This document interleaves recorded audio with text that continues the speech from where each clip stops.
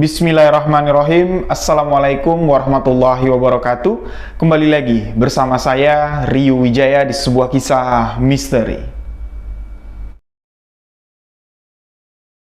Di video sebuah kisah misteri kali ini, saya akan kembali menceritakan satu kisah tentang pesugihan, yang mana sahabat-sahabat sudah banyak merequest untuk kembali saya menceritakan kisah pesugihan. Dan kebetulan email masuk ke sebuah kisah misteri official dari salah seorang sahabat yang membagikan pengalaman misterinya melakukan sebuah ritual pesugihan. Tapi sebelum saya menceritakan kisah ini, kembali saya mengingatkan kepada sahabat-sahabat semua bahwa cerita pesugihan yang saya bawakan ini bukan untuk mengajak sahabat-sahabat semua berpikir bahwa ritual pesugihan menjadi solusi dari permasalahan ekonomi yang tengah sahabat-sahabat alami. Tidak. Kisah pesugihan yang saya bawakan di sini ingin mengingatkan sahabat-sahabat semua bahwa banyak jalan lain untuk mendapatkan kekayaan. Ritual pesugihan hanya iming-iming dari setan, jalan setan yang ditutup-tutupi, jalan setan yang terselubung. Nah, di video kali ini sudah lama saya tidak membahas, tidak menguak, tidak mengulik, dan tidak istilahnya memberi gambaran lah tentang satu ritual pesugihan. Kebetulan ritual pesugihan yang dialami atau yang dilakukan oleh sahabat sebuah kisah misteri kali ini adalah jalan pesugihan yang saya tahu. Asal-usul atau istilahnya ritual-ritual tentang jalan pesugihan ini saya tahu. Jalan pesugihan dengan menggunakan sirih hitam. Sirih hitam yang dimaksud di sini bukan sirih hitam tanaman hias yang bisa gampang kita dapatkan di toko tanaman, tidak. Melainkan di sini sirih hitam dari alam gaib. Jadi, bagaimana kisah pesugihan sirih hitam? Simak hanya di sebuah kisah misteri.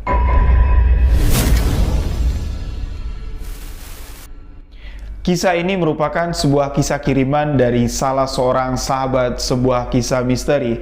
Di sini kita sebut saja dengan nama Paman, karena usia sahabat yang mengirimkan kisah ini hampir sebaya dengan usia dari ayahanda saya. Nah, Paman ini ya, di sekitaran tahun 96, beliau ini pernah melakukan sebuah ritual pesugihan. Tapi ritual pesugihan yang dilakukan oleh Paman ini tidak dia lakukan seorang diri. Beliau melakukan ritual pesugihan ini bersama satu orang temannya, dan satu orang teman Paman ini di akhir hayatnya, setelah beliau melakukan beberapa ritual untuk mendapatkan harta kekayaan dari alam gaib, teman dari si Paman ini meninggal dunia. Dari istilahnya tanda-tanda saat sebelum dia meninggal dunia, ini bisa digambarkan kematiannya ini ada hubungannya dengan ritual-ritual pesugihan yang pernah mereka lakukan. Dan alhamdulillah, Paman mengatakan di usianya yang sudah senja sekarang, Paman yang awalnya beliau bekerja di salah satu instansi perusahaan yang cukup ternama yang ada di Indonesia, yang berdiri sejak tahun 60-an yang lalu. Paman ini memutuskan untuk resign dari perusahaannya, lebih mengejar jalan pesugihan yang dia lakukan bersama temannya. Cerita ini sangat epik sekali, cerita ini sangat menarik sekali untuk pembelajaran kita semua. Jalan pesugihan yang dilakukan oleh si Paman ini adalah mencari daun sirih hitam untuk ditukarkan dengan harta kekayaan yang ada di dunia gaib. Daun sirih hitam yang dimaksud di sini adalah 7 lembar daun sirih hitam yang ada di alam gaib, bukan sembarang daun sirih hitam yang sering dikatakan orang daun sirih hitam dapat berubah jadi uang. Itu bohong, itu dusta. Sirih hitam yang dimaksud di sini memang benar-benar sirih hitam yang berasal dari alam gaib. Ciri-ciri daun sirih hitam yang berasal dari alam gaib: pertama, menurut cerita yang saya dapat dari bapak saya, menurut cerita yang saya dapat dari paman kandung saya, selaku beliau menjadi kolektor barang-barang antik, beliau pernah menceritakan kepada saya, dalam metode pencairan uang gaib, ini ada beberapa metode. Salah satu metodenya adalah dengan menggunakan daun sirih hitam. Saya di sini bertanya, daun sirih hitam apa? Saya bilang, apakah daun sirih hitam yang ditanam, yang bisa kita dapat di pasar tanaman? Saya bilang. Beliau mengatakan bukan. Daun sirih hitam yang tumbuh di alam gaib. Sirih hitam itu hanya tumbuh sebatang dan daunnya hanya memiliki 7 lembar. Syarat-syarat untuk mendapatkan sirih hitam ini bukanlah persyaratan yang gampang. banyak sekali ritual-ritual yang harus dilakukan untuk mendapatkan daun sirih hitam tersebut. Nah, di awal kisah, sebelum saya menceritakan jalan pesugihan yang dilakukan oleh narasumber kita yang kita sebut paman ini, saya ingin sedikit menjelaskan daun sirih hitam. Saya ingin menjelaskan gimana caranya kita bisa mendapatkan daun sirih hitam dan bentuk dari daun sirih hitam itu seperti apa. Saya ingin menjelaskannya dulu agar sahabat-sahabat semua tidak salah paham dengan ritual pesugihan yang akan saya ceritakan kali ini. Saya pernah mencari tahu tentang daun sirih hitam yang berasal dari alam gaib.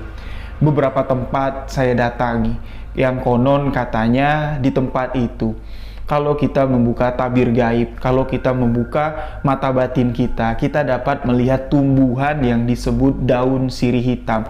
Karena di dalam dunia metafisika, di dalam dunia kebatinan, para praktisi dari dunia kebatinan tersebut mempercayai bahwa daun sirih hitam atau batang daun sirih hitam di dunia ini itu hanya tumbuh satu batang, dan batang yang tumbuh satu batang itu, satu-satunya yang tumbuh di dunia gaib itu, hanya memiliki 7 lembar daun.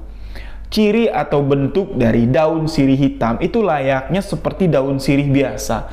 Lebarnya palingan ya selebar 5 jari lah. Ya, bentuk seperti bentuk hati seperti itu, namun di bagian belakangnya, kalau kami orang Jambi biasa mengatakan itu di bagian belakang daun sirih hitam itu semuanya temu urat atau temu tulang.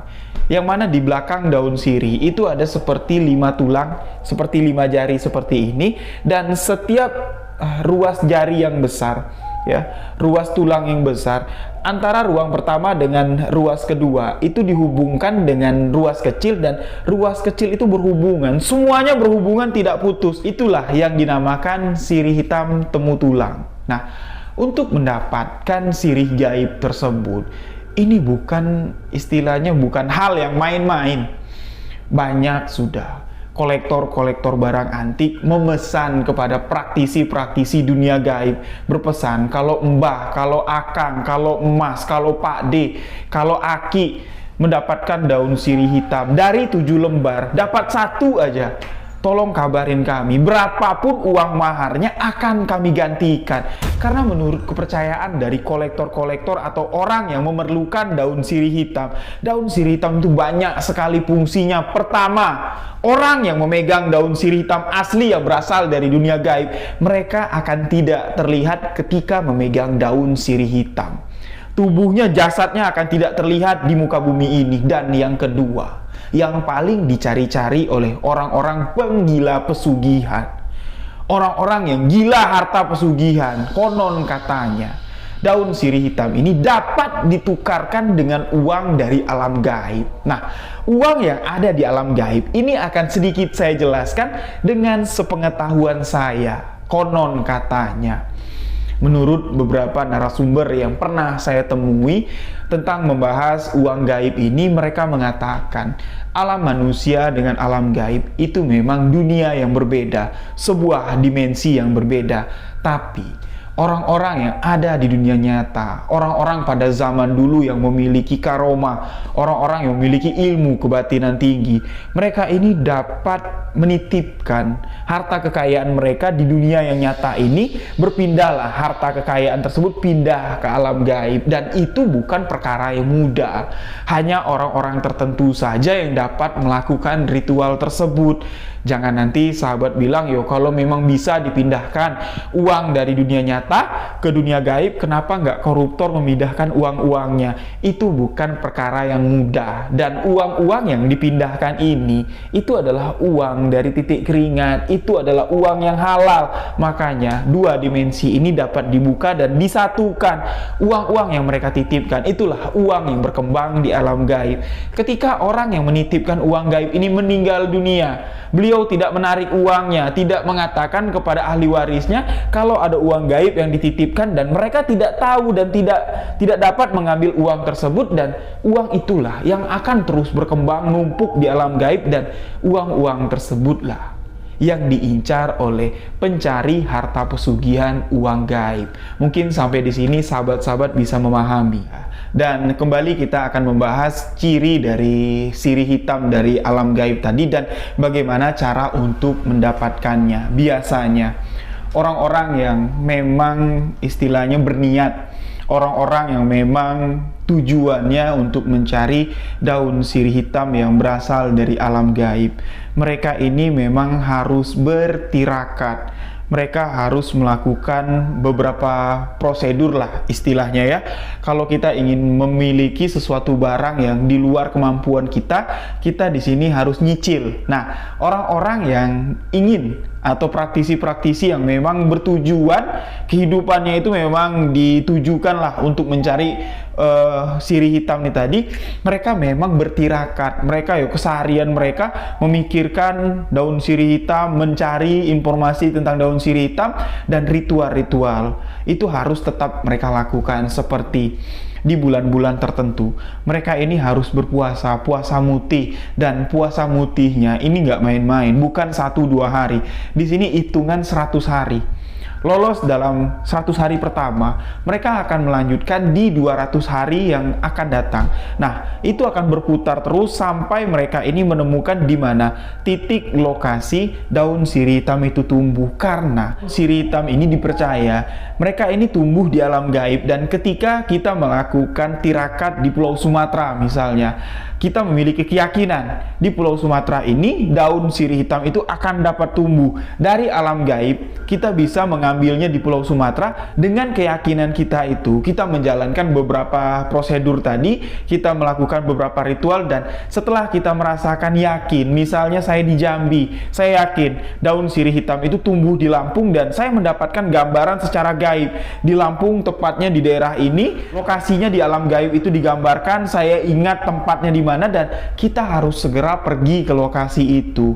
Setibanya di lokasi itu, kita ini bukan langsung bertemu dengan daun sirih hitam yang gaib itu, enggak. Sampai di sana kita harus melakukan beberapa ritual lagi. Pertama, di mana bumi dipijak, di situ langit dijunjung. Petua itu bukan cuma sekedar petua. Orang-orang yang memiliki ilmu kebatinan menganggap petua itu sangatlah penting ketika mereka memasuki kawasan-kawasan di luar wewenang mereka, kawasan-kawasan di luar wilayah mereka, ketika mereka ingin melakukan penarikan barang gaib. Orang-orang yang berasal dari luar daerah ini, mereka harus mengikuti aturan-aturan gaib yang ada di daerah tersebut. Misalnya, saya yang berasal dari Jambi, aturan yang ada di sini atau ritual adat yang ada di sini, ketika ingin mengambil barang gaib, kita harus membawa ayam cemani untuk disembelih sebagai syarat, sebagai tanda langit dan bumi yang semuanya dua sisi dari kehidupan ini memiliki alam masing-masing, dihuni oleh makhluk Allah masing-masing walaupun tidak terlihat. Dengan cara kita menyembelih ayam cemani, di sini kita sudah menghargai langit, kita sudah menghargai bumi, dan disitulah baru kita dapat melakukan ritual. Kalau tidak, kalau kita tidak tahu aturannya seperti apa, jangankan untuk melakukan ritual penarikan barang gaib, bisa lama saja kita duduk di sana hebat. Sosok gaib yang ada di sana itu bukan kaleng-kaleng. Barang yang akan kita tarik ini bukan barang yang cemooh, tidak. Daun sirih hitam, 7 lembar daun sirih hitam, itu satu lembarnya memiliki khodam atau memiliki dampingan masing-masing. Kekuatannya sangat kuat sekali. Ketika satu lembar daun sirih hitam itu jatuh ke dunia ini, bergetarlah alam gaib. Kita yang memegang daun sirih hitam menjadi sorotan bangsa-bangsa jin. Ya, demit-demit itu nyorotin kita semua. Sehebat apa sih kamu bisa memetik daun sirih hitam? Maka dari itu, kekuatan batin, kebersihan batin dengan cara ritual-ritual sebelum kita melakukan penarikan daun sirih hitam ini, itulah seperti puasa tadi. Puasa 100 hari, puasa 200 hari tadi, itulah yang akan menguatkan kebatinan kita dari gangguan atau dari benturan energi-energi makhluk gaib yang menyoroti kita tadi. Nah, sesampainya di lokasi itu, kita harus menemui salah satu orang juga yang mengerti tentang hal gaib. Kita bertanya, biasanya ritual apa saja yang dilakukan ketika ingin melakukan penarikan barang gaib? Nah, Ini ada satu kisah nyata yang benar dilakukan oleh saudara dari bapak saya, ya kerabat dekat lah, masih keluarga lah dari keluarga kami. Beliau ini pernah melakukan ritual penarikan barang gaib. Letak atau lokasi beliau istilahnya mendapat gambaran lah kalau daun sirih hitam itu tumbuh di daerah Bengkulu. Di daerah Bengkulu mereka datang ke sana, dan sesampainya di Bengkulu beliau menemui salah satu praktisi juga, mengatakan, aku datang ke sini ingin melakukan penarikan daun sirih hitam. Nah, ritual-ritual dan syarat-syarat apa saja kiranya yang bisa aku lakukan untuk menghargai langit dan bumi yang ada di sini. Ritual-ritual itu pun disebutkan dan prosesi penarikan daun sirih hitam pun dilakukan. Beliau mengatakan, tidak segampang membalikan telapak tangan, tidak segampang ketika beliau menceritakan kisah ini kepada saya. Satu hari beliau lalui untuk mempersiapkan prosesinya saja. Ketika jam 12 malam sudah lewat, waktu sudah menunjukkan di mana alam gaib atau tabir alam yang ada di dua sisi dunia ini itu sudah menyatu. Itu di kisaran antara mau masuk di jam setengah 1 dini hari, masuk di jam 1 dini hari. Istilahnya dua dimensi itu berada di satu titik yang sama. Nah, di waktu itulah energi yang ada di bumi ini dan energi yang ada di alam gaib itu bisa menyatu, dan kita bisa melakukan, kalau orang Jawa bilang ya, itu melakukan rogo sukmo. Rogo sukmo itu kita melepaskan ruh, yang melepaskan istilahnya sukma kita keluar dari jasad ini untuk masuk ke alam gaib. Itu hanya orang-orang tertentu saja sahabat yang bisa melakukan rogo sukmo. Kemarin juga sahabat banyak request ya untuk menjelaskan tentang rogo sukmo. Insya Allah di next video saya sudah menyiapkan satu cerita kisah nyata tentang rogo sukmo, tapi di cerita ini saya hanya fokus untuk menceritakan tentang daun sirih hitam. Setelah beliau melakukan rogo sukmo, dia melihat jasadnya sedang bermeditasi di satu tempat. Dipercaya tempat itulah tumbuhnya daun sirih hitam. Dia pun di sini melangkah terus naik, terus naik, terus naik menuju satu cahaya yang beliau tuju. Cahaya itulah yang akan mengantarkannya masuk ke alam gaib. Menurut penuturan dari orang yang merogo sukmo ini, beliau masuk melintasi cahaya putih tersebut. Ekspektasi sebelum beliau ini rogo sukmo, beliau menganggap setelah rogo sukmo, alam gaib yang akan beliau masuki, ya ini seperti alam dunia kita lah. Ya, cuman batasannya saja yang terbatas. Ketika kita menjadi istilahnya manusia seutuhnya tidak melakukan ritual rogo sukmo, kita tidak dapat memetik daun sirih hitam. Tapi ketika kita merogo sukmo, kita dapat melihat dan memetik daun sirih hitam. Hanya itu yang ada di ekspektasinya. Tapi ketika dia telah melakukan rogo sukmo, masuk ke alam gaib, keadaan dunia gaib sangat berbeda sekali dengan dunia kita, dunia yang kita pijak sekarang. Dia sama sekali sudah tidak dapat lagi melihat jasadnya yang tengah bersemedi. Di sini dia sempat cemas dan ingin memutuskan kembali lagi.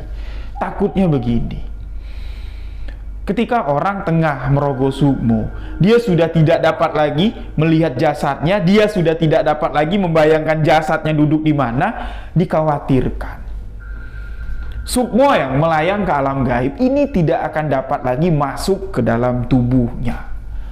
Beliau di sini berniat untuk kembali keluar dari alam gaib, tapi ketika beliau ingin keluar dari alam gaib, satu batang sirih hitam terlihat dengan 7 lembar daunnya. Niat ingin keluar dari alam gaib, otomatis di sini ya, spontan langsung sirna. Keinginan yang sudah lama sekali dipendamnya sudah ada di depan mata. Langkah kaki pun dilangkahkan mendekati satu batang pohon daun sirih hitam yang ada di depan matanya. Beliau sekarang berada di alam gaib, dan ketika satu lembar daun sirih hitam yang di urutan yang paling bawah ingin dipetik, itulah ya, kekuatan dari daun sirih hitam ini mulai muncul. Pertama, sosok yang muncul ketika beliau baru berniat ingin memetik satu lembar daun sirih hitam itu adalah penampakan sosok siluman.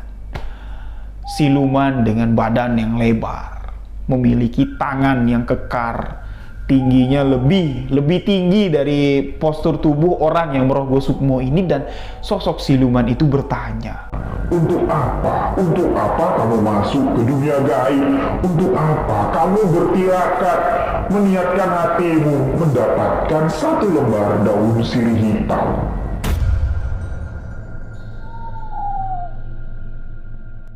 Di sini, orang yang melakukan rogo sukmo ini, beliau sudah tahu jawabannya. Tapi ketika seseorang ditanya tujuannya apa untuk mengambil daun sirih hitam ini, kalau salah jawabannya, ciloko, sukmanya tidak akan dapat kembali lagi ke dunia nyata. Orang itu menjawab, apa yang aku inginkan sesuai dengan apa yang aku harapkan. Ketika aku dapat memetik satu daun sirih hitam ini, aku dapat menyatu dengan alam gaib. Aku dapat keluar masuk ke alam gaib, keluar ke alam manusia dengan sesuka hatiku. Benar. Apa itu yang kamu inginkan? Tidak adakah keinginan lain? Nah, tidak adakah keinginan lain tadi? Ya, sosok gaib yang menunggu daun sirih hitam ini menanyakan, apakah daun sirih hitam ini tidak digunakan untuk mengambil uang gaib? Itulah maksud pertanyaannya. Ketika kita menjawab, iya, aku ingin mengambil daun sirih hitam ini untuk ditukarkan dengan uang gaib, itu adalah satu kesalahan yang sangat fatal. Dipastikan kita tidak akan kembali lagi ke dunia ini selamanya.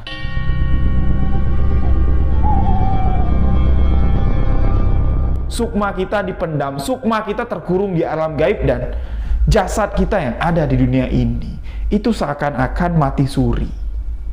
Nah, ketika ditanya seperti itu, orang yang sudah ada di alam gaib ini mengatakan, tidak. Tujuanku datang ke sini meminta selembar daun sirih hitam itu hanya untuk kekuatan batinku, hanya untuk kekuatan kanuraganku saja, tidak ada niat lain. Nah, maka dari itu, si penjaga daun sirih hitam ini memberikan satu lembar daun sirih hitam, karena ketika 7 dari satu lembar daun sirih hitam itu dipetik oleh manusia, atau daun sirih hitam itu gugur sendiri, karena daun sirih hitam itu kan ada batasnya. Daun itu walaupun daun itu ada di dunia gaib, walaupun ada di dunia manusia, istilahnya siklusnya tetap sama.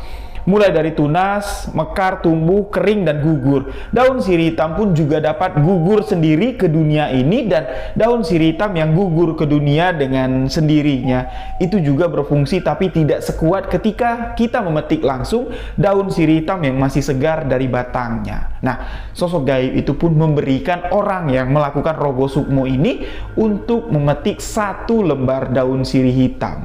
Setelah daun sirih hitam itu dipetik, sesuai dengan cerita-cerita orang, ketika satu lembar daun sirih hitam dipetik, bergetarlah alam gaib. Memang itu terasa. Dia merasakan energi yang sangat besar sekali, seolah-olah beliau ini tengah berada di puting beliung. Badannya yang berdiri, tapi perasaan itu terasa terombang-ambing, dan sosok gaib itu mengatakan, "Jika keinginanmu cuma satu dari sekian banyak keinginan yang ada di hatimu, hanya satu yang kamu inginkan dari daun sirih hitam ini, silakan bawa daun sirih hitam ini pulang dan pergilah kembali ke duniamu." Nah, setelah daun sirih hitam itu dipegang, dibawa pulang ke dunia manusia, daun sirih hitam yang dipetik tadi, dari tunas yang dipetik tadi akan tumbuh satu lembar lagi daun sirih hitam, dan daun sirih hitam itu akan tetap menjadi 7 lembar. Tetap akan menjadi 7 lembar walaupun satu sudah dipetik. Itulah ketentuan dari alam gaib. Wallahu a'lam bishawab. Apa makna dari daun sirih hitam yang sesungguhnya? Nah, jadi setelah daun sirih hitam selembar, daun sirih hitam temu tulang atau temu urat ini yang dipetiknya dari alam gaib didapat. Orang yang rogo sukmo ini sudah masuk lagi istilahnya sukmanya sudah masuk ke tubuh lagi, daun sirih hitam itu sudah ada dalam genggaman. Nah, orang yang memegang daun sirih hitam itu, itulah kerabat dari bapak saya ini. Dan menurut cerita yang saya dapat, menurut dari apa yang dikatakan bapak, beliau ini pernah menunjukkan daun sirih hitam yang beliau dapat dari alam gaib. Itu bentuknya unik sekali. Ya, daun sirih hitam yang asli, yang diincar, yang dicari-cari oleh kolektor itu unik sekali. Daun itu kering, seperti daun sirih kering. Ya layaknya seperti itulah, tapi uniknya daun sirih yang kering ini ketika diremas, daun itu sama sekali tidak hancur. Sama sekali tidak hancur, dan ketika dimasukkan ke dalam air, daun sirih hitam itu kembali segar. Setelah daun sirih hitam itu segar, ketika kadar air yang ada di atas daun sirih hitam itu mulai kering, dan daun sirih hitam itu akan kembali mengering lagi. Itulah ciri-ciri daun sirih hitam yang asli. Nah, beliau ini sudah mendapatkan apa yang dia mau. Menurut cerita, kalau dia keluar masuk alam gaib untuk melakukan pengobatan, karena beliau ini adalah praktisi yang mendalami dunia kebatinan tentang pengobatan, mengobati orang yang terkena santet, mengobati orang yang terkena guna-guna. Dengan daun sirih hitam ini, dia gampang keluar masuk alam gaib untuk mencari tahu sebenarnya si A ini siapa yang menyantet, santet apa yang ada dalam tubuhnya, dan gimana cara aku mengobatinya. Itulah keutamaan daun sirih hitam yang digunakannya. Dan ketika beliau ingin menghilang, daun sirih hitam yang kering itu cuma ditempelkan di lidahnya aja, ditempelkan di ujung lidah. Seketika tubuhnya sudah tidak terlihat lagi dari orang-orang yang ada di sekitarnya. Tapi di sini daun sirih hitam itu tidak lama dipegang oleh kerabat bapak saya ini karena dia salah guna. Sesuai perjanjian dengan makhluk gaib yang menjaga daun sirih hitam tadi.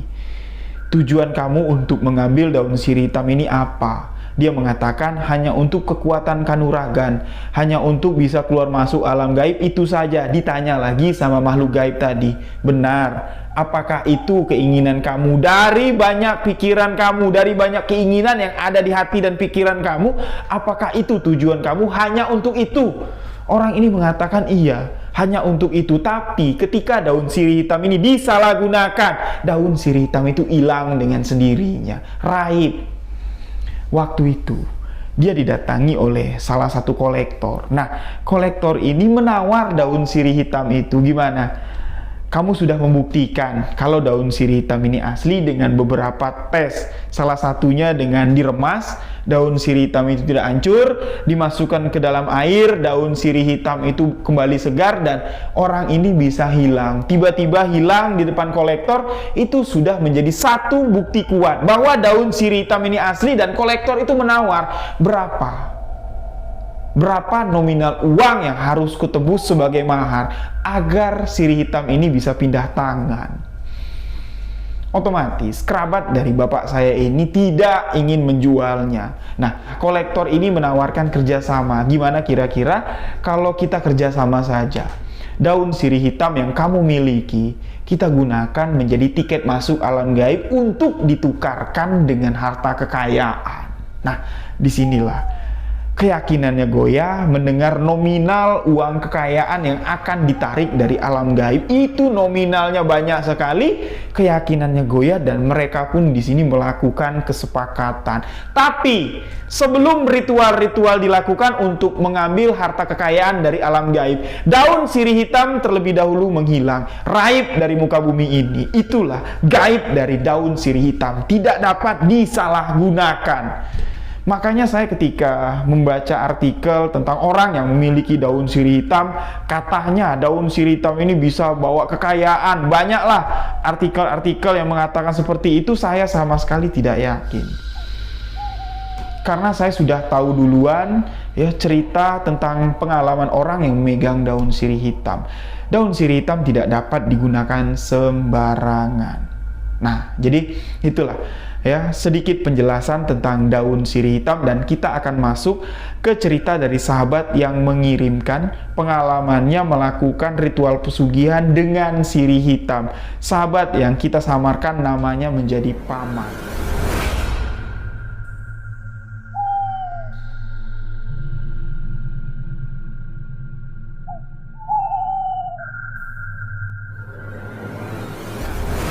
cerita pesugihan yang dikirimkan oleh salah seorang sahabat yang kita sebut Paman. Tadi memang agak panjang ya pembukaannya saya bikin, karena di sini saya mau kasih paham dulu kepada sahabat-sahabat, biar ketika mendengar cerita yang dibagikan oleh Paman, sahabat bisa mengerti dan bisa memahami apa yang dialami oleh Paman. Nah, jadi begini, Paman ini mengalami sebuah kejadian ritual pesugihan yang beliau alami.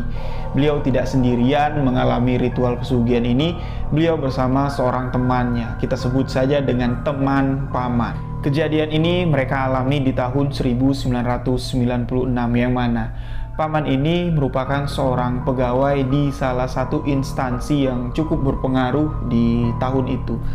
Beliau berpenghasilan yang cukup, tapi di sini dengan pergaulan, istilahnya dengan lingkungan lah kita katakan di sini, teman-teman dari Paman ini mereka pegawai swasta semua, penghasilannya lebih dari penghasilan yang didapat Paman per bulannya. Jadi pergaulan mereka ini high class lah di tahun itu, dan Paman ini menanyakan kepada teman-temannya, apa sih kerjaan kalian? Kok ngabisin duit 1 juta, ngabisin duit lebih dari 2 juta, kalian tuh nggak pusing, sedangkan aku ngumpulin duit 500.000 per bulan, itu sudah bekerja dari pagi sampai sore hari. Teman-teman Paman di sini mengatakan, kami di sini berprofesi sebagai pencari barang antik, tapi kami selain mencari barang antik, dengan lingkungan yang dekat dengan hal-hal mistis, sering istilahnya berhubungan dengan praktisi-praktisi, dukun-dukun lah, kami di sini mendapatkan celah. Kami melakukan beberapa ritual untuk memperlancar rezeki kami. Di sini Paman tertarik, ya, kira-kira bisa nggak kalian bantu aku supaya aku kerja di kantor, aku dapat kepercayaan lebih, atau aku bisa mendapatkan gaji yang lebih untuk memenuhi kebutuhan dan bisa mengikuti cara kalian bergaul, cara kalian ngabisin duit. Teman-teman Paman di sini ketawa, mengatakan, ya nggak mungkin lah, nggak mungkin kamu bisa digaji lebih, sedangkan standar gaji kamu kan sudah ditentukan oleh perusahaan. Kalau kamu mau dapat gaji lebih, minimal kamu harus memiliki usaha sampingan. Ya udahlah, kamu ikut kita aja lah untuk mencari barang antik. Mulai dari situlah Paman ini rutin mengikuti teman-temannya ini untuk mencari barang antik, dari satu kota pindah ke kota lain, pindah lagi ke kota lain, sampai di sini pekerjaan yang wajib harus diselesaikan oleh Paman. Masuk kantor pagi, pulang sore. Beliau ini sering absen, sering bolos. Dari ketidaksiplinan yang dilakukan oleh Paman, beliau pun dikeluarkan dari perusahaan tersebut. Setelah beliau ini keluar dari perusahaan itu, Paman ini mulailah berjibaku, masuk terjun langsung ke dunia barang-barang antik. Dan disitulah Paman ini mengenal seorang temannya yang akan menjadi teman Paman melakukan ritual pesugihan, yang melakukan perjalanan yang sangat panjang sekali. Waktu yang mereka lalui tidaklah panjang, namun rasanya hari demi hari mereka lalui itu sangat panjang sekali, dengan ritual-ritual yang nyeleneh, dengan ritual-ritual yang kini Paman katakan ritual yang tidak masuk akal. Tanpa bekerja, cuma duduk di dalam hotel, mereka berharap koper yang mereka bawa itu akan penuh, dipenuhi dengan uang yang berasal dari alam gaib. 3 tahun Paman dan rekannya ini dengan temannya Paman ini, mereka melakukan hal konyol, sampai-sampai Paman ini sempat ditinggalkan anak istrinya karena sudah tidak memberikan nafkah lagi. Uang yang dihasilkan Paman dari menjual barang-barang antik itu dihabiskannya untuk ditukarkan dengan barang-barang yang bisa mendatangkan kekayaan, yaitu ritual pesugihan sirih hitam.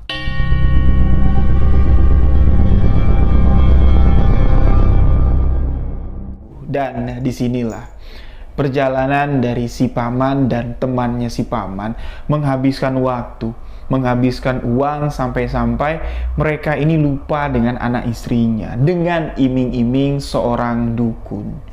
Dukun yang konon katanya memiliki daun sirih hitam yang bisa mendatangkan uang miliaran rupiah ke dalam koper. Nah, Paman bertemu dengan dukun ini karena paman ini kan mencari barang-barang antik.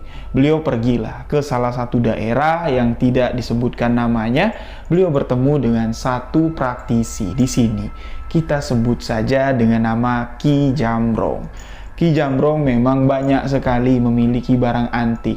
Tapi barang antik yang dimiliki oleh Ki Jambrong ini sama sekali tidak dicari oleh kolektor yang menyuruh si paman dan temannya paman ini, kolektor yang membiayai paman dengan temannya paman ini untuk datang ke daerah tersebut mencari barang antik, yang mana pada saat itu mereka ini disuruh mencari mustika batu merah delima. Ketika bertemu dengan Ki Jambrong mengatakan, dulu aku pernah memiliki mustika batu merah delima, tapi sosok gaib pemilik atau penjaga mustika batu merah delima menawari aku untuk menukar mustika batu merah delima dengan daun sirih hitam. Nah, Ki Jambrong di sini menunjukkanlah daun sirih yang sudah kering kepada paman dan temannya si paman. Ki Jambrong mengatakan, kalau kalian mencari daun sirih hitam, mungkin aku bisa memberikannya.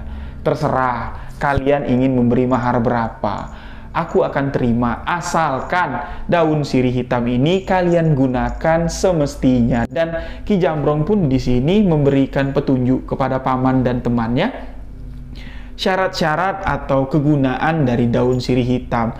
Ketika Ki Jambrong menjelaskan, terlintaslah di sini ketika Ki Jambrong mengatakan daun sirih hitam ini dapat menarik uang gaib, paman dan temannya saling bertatapan. Beliau seolah-olah memiliki ide ya untuk mendapatkan daun sirih hitam ini, dan daun sirih hitam itu akan digunakan pribadi untuk menarik uang gaib. Nah, sebelum Ki Jambrong ini melepaskan daun sirih hitam itu, Ki Jambrong ini meminta persyaratan yang cukup rumit sekali. Beliau mengatakan maharnya tidak berat, tapi syaratnya yang cukup berat. Paman di sini disuruh membawakan air bekas mandian anak perawan. Entah apa maksud tujuan dari Ki Jambrong memberikan syarat tersebut, namun berbagai cara paman dan temannya di sini mencari akal gimana caranya kita dapat mengambil air bekas mandian anak perawan. Paman tidak menjelaskan bagaimana cara beliau mendapatkan air bekas mandian anak perawan.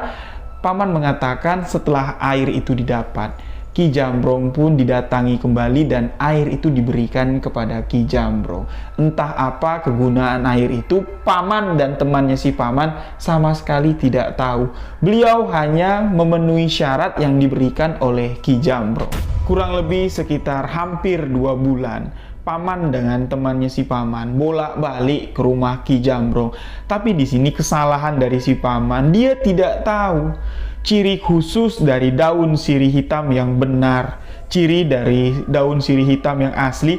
Paman ini tidak mencari tahu dulu. Dia hanya tergiur dengan apa yang dikatakan oleh Ki Jambrong kurang lebih sekitar 2 bulan. Ya, paman dan temannya ini datang ke rumah Ki Jambrong. Mereka melakukan ritual-ritual yang nyeleneh. Ritual yang nyeleneh, beberapa ritual. Di sini disampaikan paman melalui tulisan di email yang beliau kirimkan. Ritual pertama, paman ini disuruh meminum darah ayam segar. Kata Ki Jambrong, untuk menetralisir hawa yang ada di dalam tubuhnya si paman, untuk dapat menggunakan daun sirih hitam ini untuk mereka bisa dapat masuk ke dalam alam gaib. Syarat utamanya adalah meminum darah ayam hitam. Paman dan temannya ya, dengan terpaksa, dengan niat hati, dengan iming-iming yang dikatakan oleh Ki Jambrong, mereka pun meminum semangkuk darah ayam yang masih segar sekali. Setelah darah ayam itu diminum, ritual-ritual nyeleneh selanjutnya pun disuruh oleh Ki Jambrong untuk mereka selesaikan. Beberapa dari ritual, satu yang akan saya sebutkan lagi karena beberapa ritual yang dituliskan paman ini sepertinya tidak layak lah saya sebutkan. Jadi ritual yang selanjutnya, paman dan temannya di sini harus mencuri pakaian dalam seorang ibu muda yang tengah menyusui anak. Pakaian dalam bagian BH, pakaian dalam celana dalamnya harus diambil paman dan temannya. Ini tidak boleh minta. Ini harus mencuri di atas jemuran. Ya kan? Terlihat syarat yang diberikan oleh Ki Jambrong ini memang nyeleneh sekali. Tapi karena paman dan temannya, ini otaknya itu sudah dikuasai oleh pemikiran, wah ini miliaran rupiah. Uang yang akan kita hasilkan dari ritual daun sirih hitam ini, ya enggak apa-apa lah.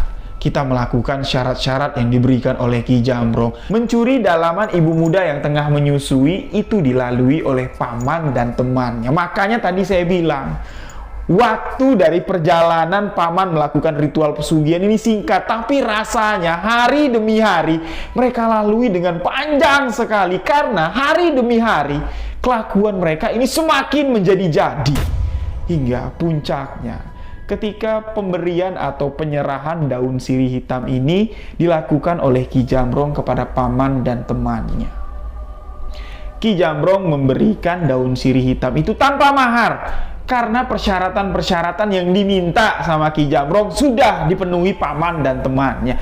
Tanpa sepeser uang pun daun sirih hitam itu bisa dibawa pulang paman dan temannya. Dan karena lokasi tempat tinggal Ki Jambrong ini berada di luar kota, paman dan temannya ini udah nggak sabar lagi. Ya, mereka nggak sabar sampai di rumah ingin menguji kehebatan dan keajaiban daun sirih hitam di hotel tempat mereka menginap.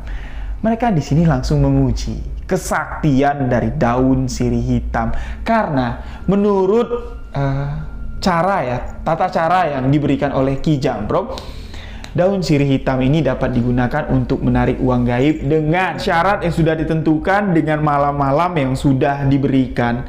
Ya, jadwalnya penarikan uang gaib itu dilakukan sebelum azan subuh berkumandang lewat dari tengah malam, atau yang bisa kita simpulkan di jam 1/4 malam, di antara jam 2 dini hari ke bawah sebelum jam 4 subuh. Itulah waktu-waktu untuk melakukan ritual penarikan uang gaib dengan metode daun sirih hitam. Paman mengatakan di sini, daun sirih hitam yang diberikan oleh Ki Jambrong ini dibungkus dengan kain hitam. Nah, makanya dari tadi saya sebutkan, di awal panjang lebar saya jelaskan, daun sirih hitam yang sebenarnya itu ya, yang saya katakan tadi. Bentuknya kering, ketika diramas dia tidak hancur, ketika dimasukkan ke dalam air dia kembali segar. Itulah daun sirih hitam yang asli, bukan seperti daun sirih hitam yang dipegang oleh si paman. Daun sirih hitam yang kita dapat, yang bisa kita dapat di toko-toko tanaman, itulah yang diberikan Ki Jambrong kepada si paman dan temannya tadi. Waktu yang sudah ditentukan di 1/4 malam, ritual itu pun dilakukan. Daun sirih hitam itu dibacakan mantra-mantra, dibakari kemenyan di dalam hotel. Paman tadi sudah menyediakan koper kosong.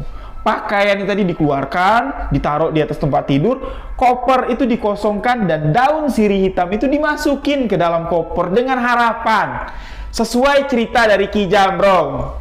Nah, setelah ritual kamu lakukan, paling lambat 1 kali 24 jam, kopermu itu sudah penuh dengan uang dari alam gaib. Dan uang yang masuk ke dalam kopermu itu adalah uang pecahan yang laku ditransaksikan di dunia nyata.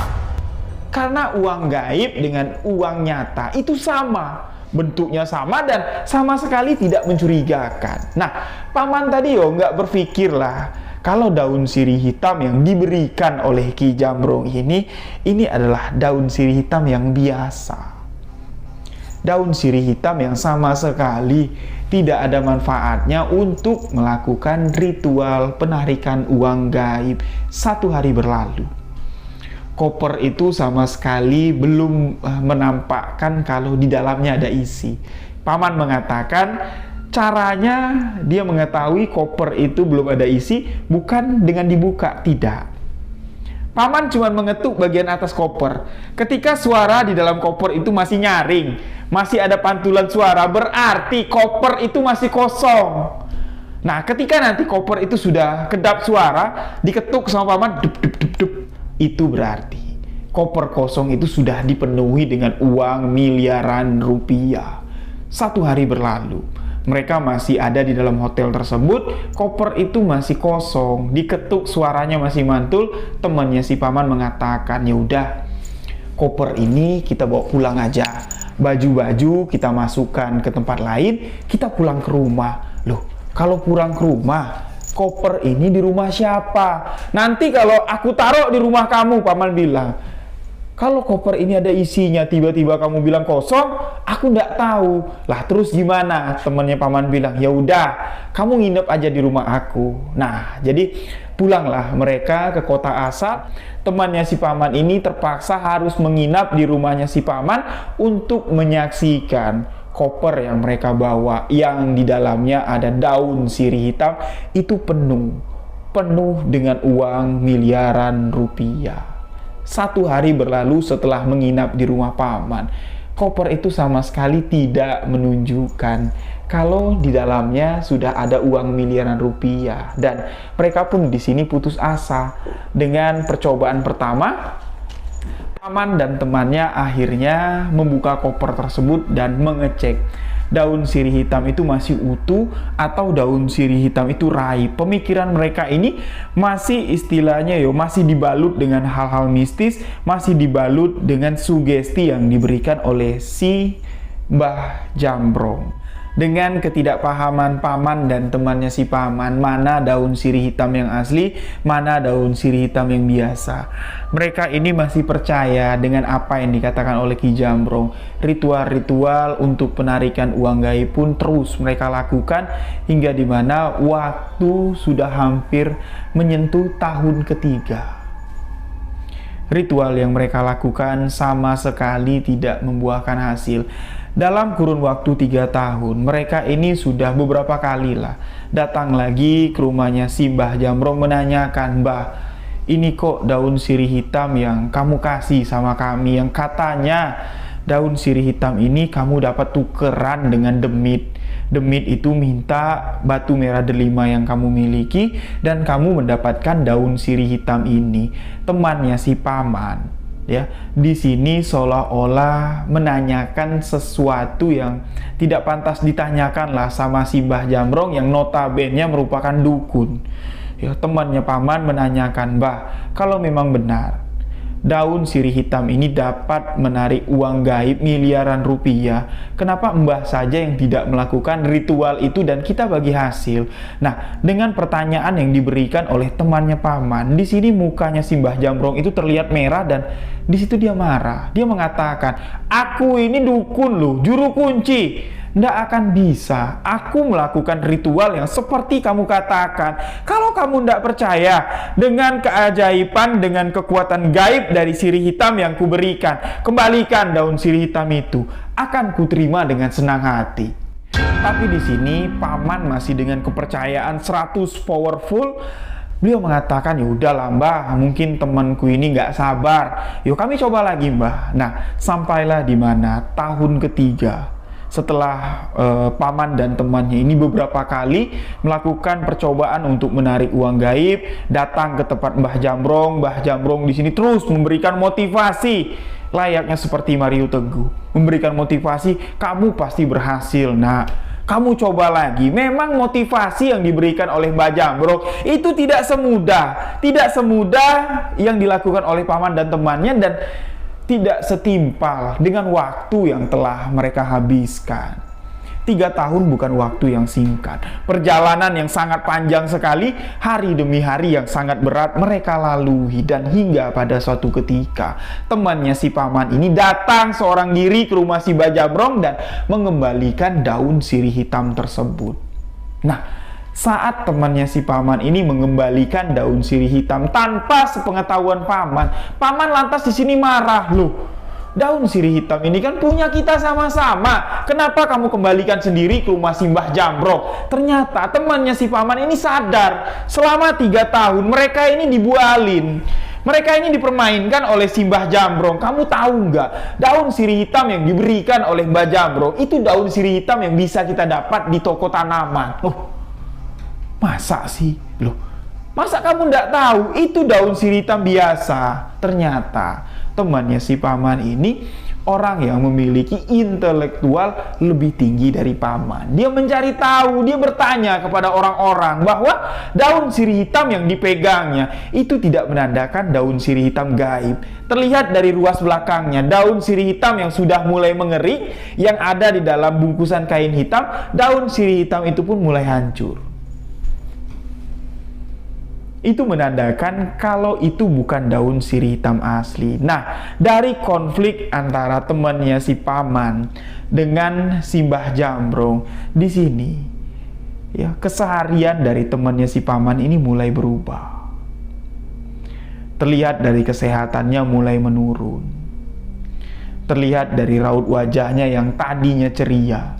Walaupun kehidupannya selama 3 tahun ini hancur dengan kepercayaan yang diberikan Mbah Jambrong, dengan kepercayaan daun sirih hitam bisa mendatangkan uang miliaran rupiah.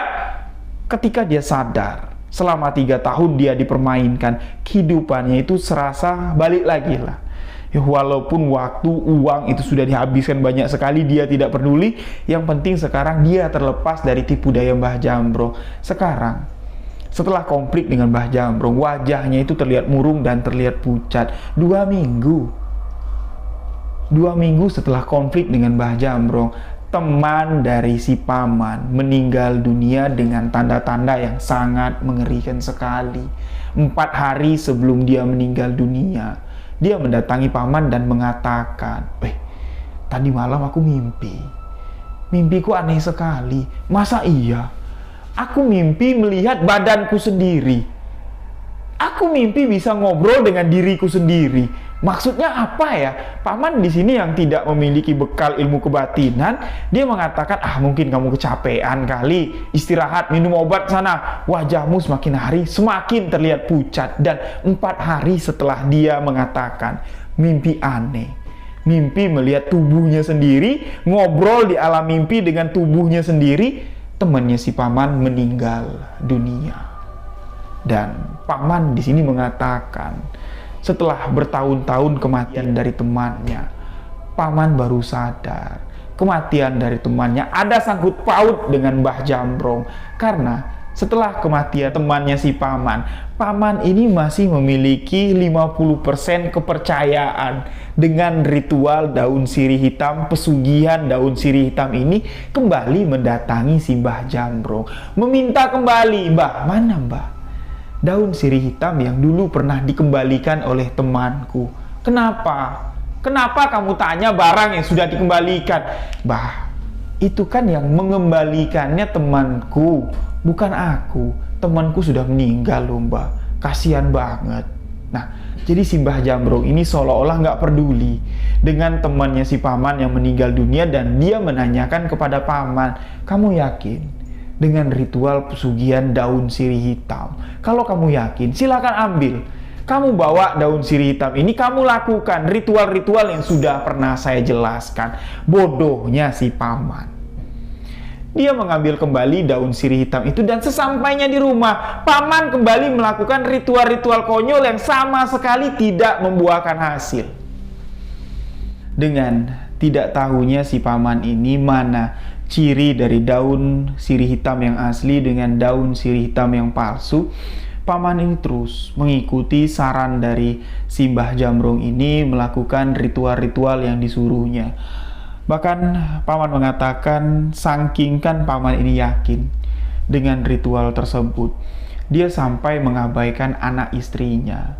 Ketika anak istrinya ini merengek lah, istilahnya bukan merengek ya, meminta kewajiban dari si paman untuk bayar uang sekolah, bayar uang listrik, bayar uang untuk kebutuhan sehari-hari.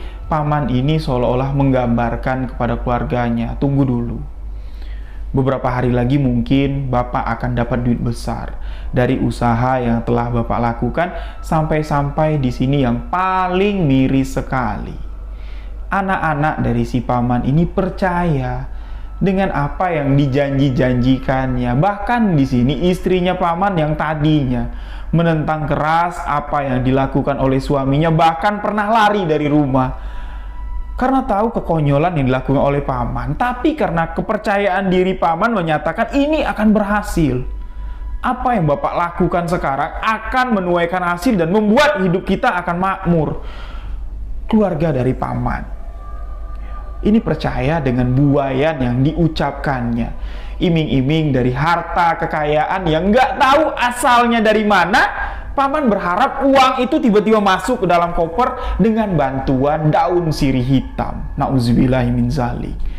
Sebuah perbuatan yang tidak layak kita contoh. Yang mirisnya di sini, anak paman yang pada saat itu ya 4 orang anaknya. 2 diantaranya di sini tengah butuh biaya yang besar. Anak SMP dengan anak SD. Mereka ini mau masuk ke jenjang pendidikan yang lebih tinggi. Yang SMP mau lulus dari SMP mau masuk SMA. Yang SD ini mau masuk ke SMP. Mereka ini butuh pakaian baru, butuh biaya untuk daftar ulang.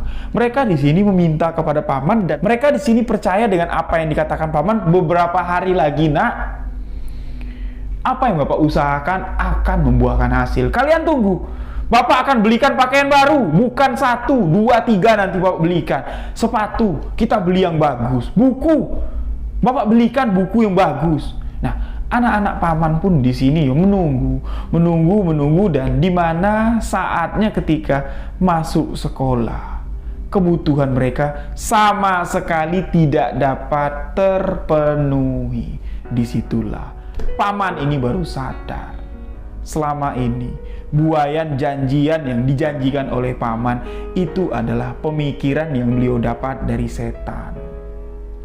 Beliau sadar ketika kedua anaknya menangis di pangkuan paman mengatakan, "Kapan, Pak? Kapan duit Bapak itu Bapak dapat? Kami ini udah masuk sekolah, pakaian belum dibeli. Masa iya kakak masuk SMA pakai baju SMP terus? Ya ndak mungkin. Adik juga masuk SMP, nggak mungkin pakai baju SD terus." Dan istrinya di sini juga mengatakan, "Kalau kamu masih percaya dengan apa yang kamu lakukan, mengharapkan sesuatu tanpa bekerja, kamu terserahlah. Silahkan kamu tinggal sendiri di rumah ini." Barulah di situ si paman ini sadar. Membuka kopernya, koper itu kosong melompong. Nggak ada apa-apa, karena ritual yang dilakukannya itu bukan ritual yang benar.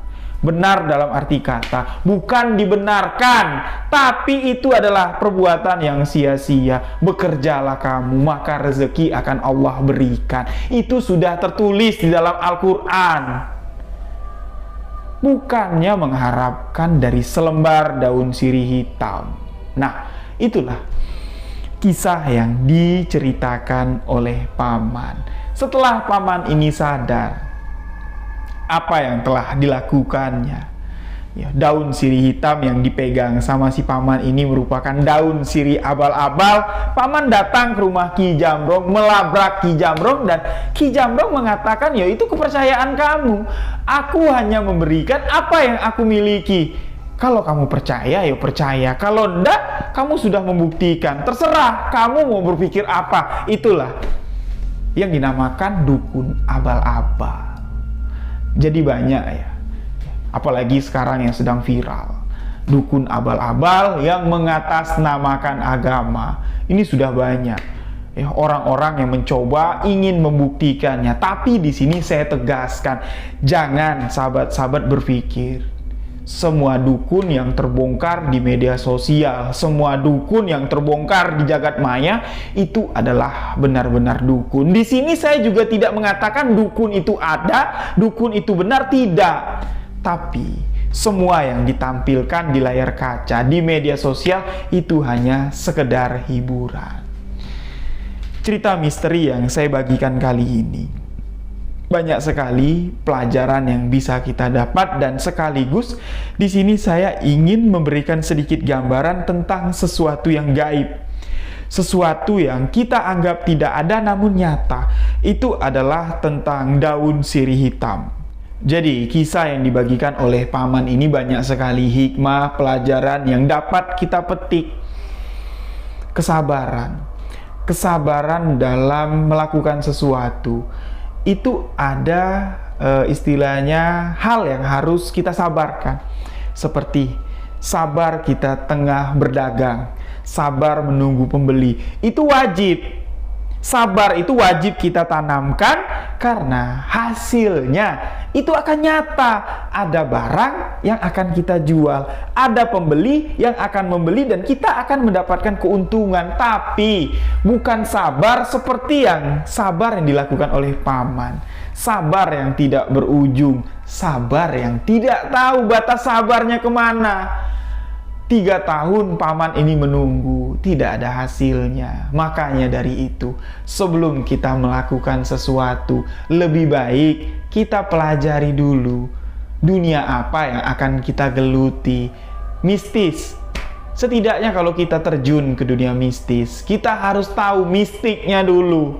Sebelum adanya mistis, mistiknya dulu harus kita pelajari. Setelah kita tahu mistik, pahamlah kita tentang hal mistis. Tidak akan kita tertipu oleh tipu daya dukun. Nah, jadi memang ada dukun-dukun yang mengatasnamakan hal-hal gaib.